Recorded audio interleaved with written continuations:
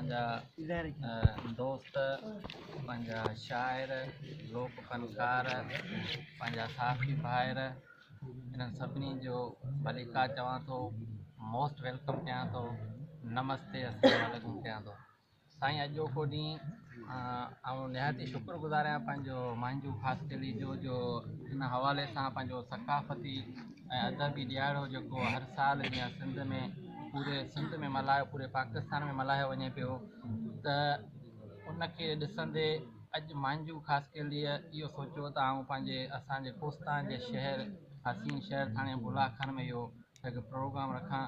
सो हिते हिननि सभिनी दोस्तनि खे घुराए ऐं हीअ महफ़िल मचाइण, हीअ पंहिंजो ॿधीअ जा पंहिंजो एकता जा इज़हार पेश करणु, हीअ हिकिड़ो एकता जो मच ॿारे असांखे ख़ुशी ॾियणु, ऐं निहायती शुक्रगुज़ार आहियां। अॼोको ॾींहुं एकता जो ॾींहुं आहे ऐं अॼोको ॾींहुं असांजो ॿधी ऐं मोहबत करण जो ॾींहुं आहे। साईं हिकु दोस्त कीअं चयो त असांजो कोस्तान जो शहर थाणो बुलाखन हर लिहाज़ खां नज़रअंदाज़ आहे, पर साईं की उन ॻाल्हि खे आउं हिकिड़ो अमेंड कयां त साईं असांजो शहर कोस्तान बुलाखन हालांकि जेकर पुठिते न आहे, पर आउं इहो चवां त असांजे कोस्ताननि जूं उहे रवाज, उहे हुनर कंहिंखां लिकियल न आहिनि। असांजे कोस्तान जी महिमान नवाज़ी, असांजे कोस्तान जी फनकारी, असांजे कोस्तान जी शाइरी, उहो बिल्कुलु कंहिंखां लिकियल न आहिनि। हर माण्हू उनखे ॻाए थो, हर माण्हू उनखे पधराई ॾिए थो।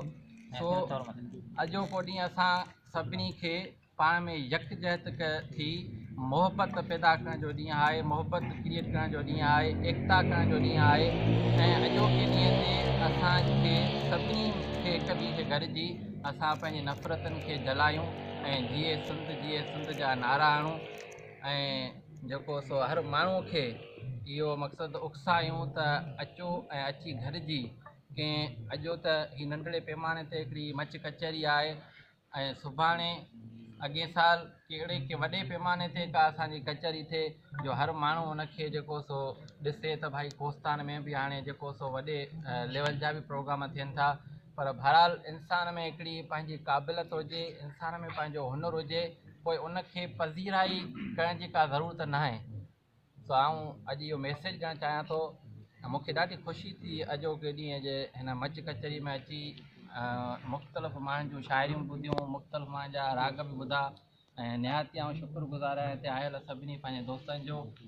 सो महिरबानी साईं, अव्हांजी वॾी। Thank U.